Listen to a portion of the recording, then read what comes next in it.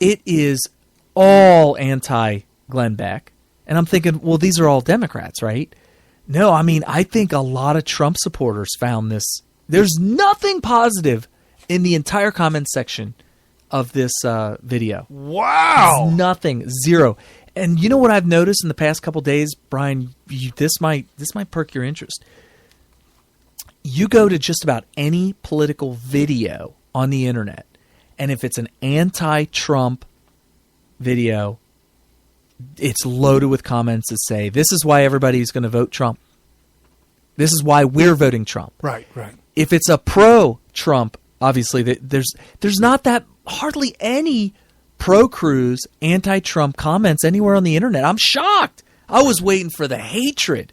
Isn't that weird? Aren't you surprised to hear that? No, I mean, this is anecdotal. It's not like I did any kind of scientific, but it seems like every single political video I go to, the comments section, and this is not something that's been going on. I mean, 2 weeks ago, it would have been loaded with anti-Trump comments. Loaded.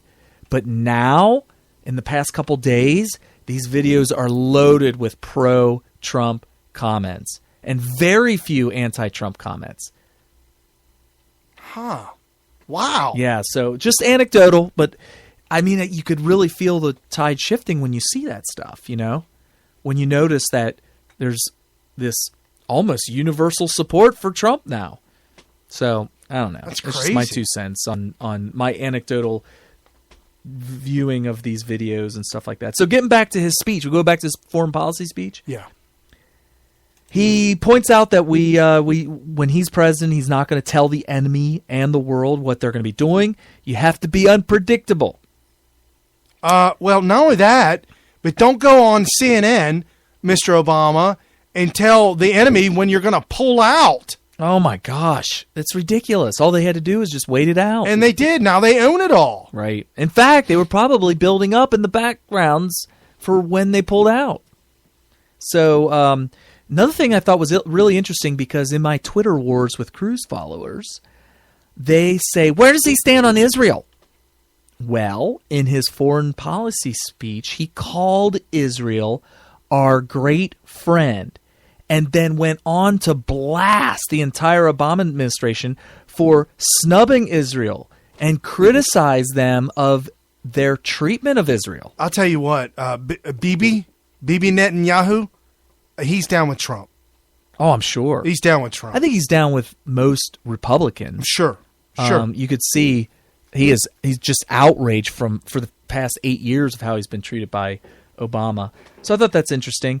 Next thing, he said, right now, nobody respects America in the world. Nobody. Not our friends, not our enemies. Nobody respects them. And he went on and on about all the examples. He wasn't rambling. He was methodically listing the specific examples of all the times that we've been disrespected. Did you know that when Obama landed in Cuba, not a single government official was there to greet him? That is hysterical. Well, I mean, he's our president. He represents the United States. That's hysterical. It's embarrassing. Well, yeah, because when he left, Castro came out and started blasting him. Oh, yeah, totally blasted. The minute he was gone. Did he list the barrel roll that the Russian fighter jet did?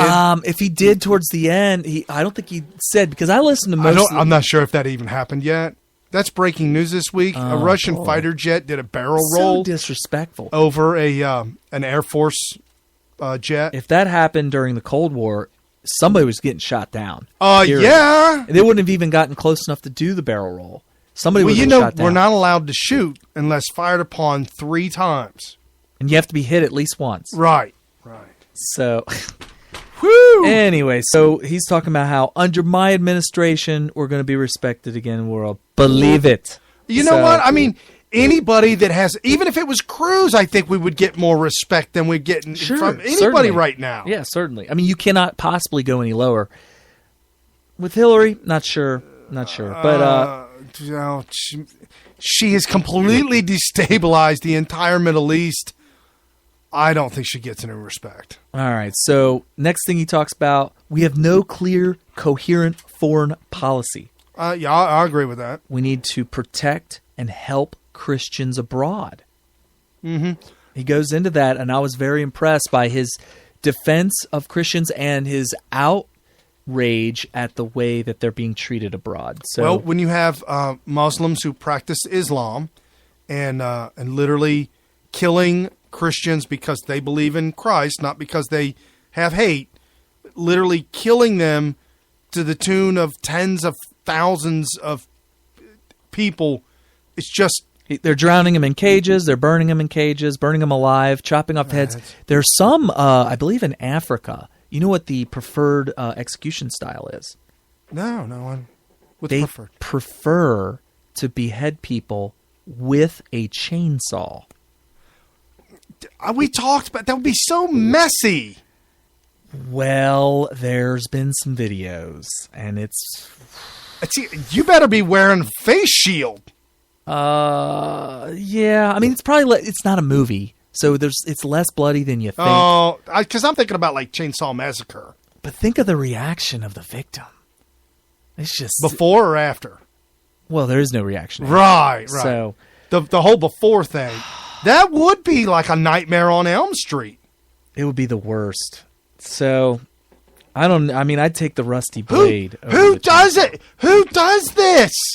Muslims. The evil. Yeah. And it's an insult.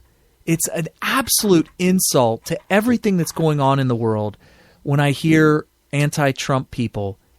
This has been a new thing. Past week or so, the new word that they've been abusing is evil. They keep on... Anytime they talk about Trump, they throw out the E word. Really? All the time. It's been a phenomenon this past... Somebody started doing it and it caught on.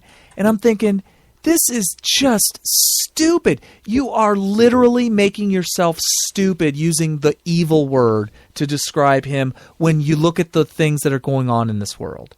What is really evil? Yeah, how many... Okay, let's say, how many people has Trump killed versus Hillary? Yeah. Oh, let's get back to his. Okay. Let's get back to his foreign policy speech. That's a good segue there. So he does point out that we are at war with radical Islam, and he points out that nobody on the Democrat side is even using the phrase radical Islam. True. Or any kind of a conflict with them whatsoever. Then he goes on to give a scathing criticism of the criminal negligence and lies of Clinton with regards to Benghazi. And he really hammers home the leaving of those people. There's an email that came out that was just unearthed by Judicial Watch that says it is titled, I'm paraphrasing, Talking Points for Rice, and it sends it out to all these different heads of state within the White House, and it tells them that we are going to talk about this is about the movie and not a failed policy. Okay. In an email. Catherine Heritage. I don't know. Yeah, Catherine, she's on Fox News. She's really awesome. She's a White House correspondent. She came across this through the Judicial Watch, through the lawsuit. This goes directly to Obama's desk. Wow. So this isn't just about Clinton. This is about Obama also. Right. And don't forget, Jay Carney was involved. Rice was involved. Obama, Hillary, all these heads were involved in this email that went circulated about the talking points. Well, let's not let our listeners forget. Sorry. No, you weren't interrupting. But this is very important. Never forget that all the lies about Benghazi, sure, they botched what happened that caused Benghazi and the death of everybody. They didn't send in reinforcements when asked again and again and again. Yeah, I'm not sure what the motivation behind that was. I really don't. But I will tell you this. The motivation behind the lies and the cover-up was to protect Obama during a re-election year. Oh, and I mean, we're days away from it. Weeks away. 3 weeks. Yeah, it was right before the debates. right before the debates. Right. So, October. because remember, Candy Crowley threw him a lifeline. Oh, yes. Saved Big time saved him. So that's important for people to never forget about the cover-up and the lies. And I like that Trump, in his foreign policy speech, really hammered that home. And then he also, the last thing that I got to hear before I had to move on, was the need to fight Islamic terrorism at home. And he points out the terrorism acts that happen in America, and that he said it's going to stop under his watch. It is absolute insanity. The amount of refugees that we are bringing to America. He said we're going to put a pause to that. That are unvetted. No, he said it's going to be completely stopped. It has to. It has to be. I think that we need to go into about a 50-year period of time in America, which we've done before. This is not unprecedented. This happened at the beginning of the 20th century, towards the middle part of the 20th century. And we'll call it an assimilation period. Yeah. We need to go through about a 50-year assimilation period where we allow virtually zero new immigrants, period. And, of course, that would have to be associated with a massive wall. And the wall will have to be very closely monitored because you don't want it to be punched through, and you also don't want it to be dug under.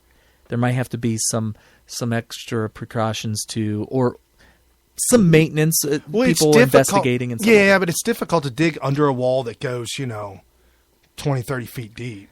It doesn't, I don't even think any amount of depth would really stop it because they can punch through the wall underground. Oh, take a jackhammer. Right. It's just, you're digging through rock, and next thing you know, there's some concrete. Right. So what's the difference, right? This is like steel reinforced, make it a little tougher, but they'll get through it.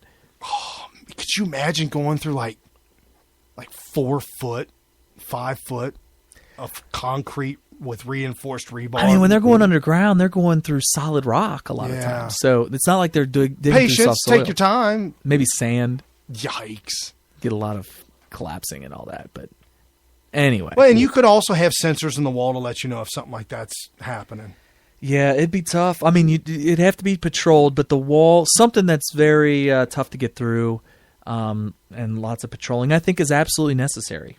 But, right, and you may not stop 100% of it, but the thing is that the women and children that are being convinced that they can just swim across the Rio Grande, they can go through the mountainside, that they can just walk across the border, the women and children, once they find out there's a wall, will be a deterrent for them not to do it. So they won't be raped, they won't be murdered. There you go. I mean, we'd be saving lives to build a wall. I 100% agree. Have you heard about this touchback amnesty? It's what the cruise people are accusing Trump of advocating, which is, so what he's saying is we build the wall and then we allow everybody that's here to go back to Mexico and pretty much, if they've been here, be like the first ones to become legalized here in America. Right. Okay. So they call it touchback. So it's kind of like you go back, you take a knee inside the Mexican border, and then you're first to come up. Here's why. I mean, what do you think of that? I don't know about I may be wrong on the details. I may be wrong. Okay, just on that in general, if you could do the logistics on that. Well, first of all, you got to let them do it. Say, listen, I'm not sending you back. I'm not giving you a ticket. I'm just saying, if you want to be legalized, you need to be in Mexico with a filled out paper saying I've been there for 20 years. I got kids there. I got friends there. I'll tell you what, I'm good. I'm good with that. So cruise people say, I think you're not adhering to your principles of amnesty. You're for amnesty. No, we've got to do something. Okay, so here's where I'm going to back up Brian. It was months and months and months ago, may have been a year ago or more, on this show, we did a thought experiment about deporting everybody. And we realized that there is no humane way of having no amnesty. There's the only way to send every illegal back. It would the inhumanity would be so great that not even the most staunchest cruise right wingers would ever agree to it. And the reason is is because you have people this many years later who have come over here illegally, who to this day remain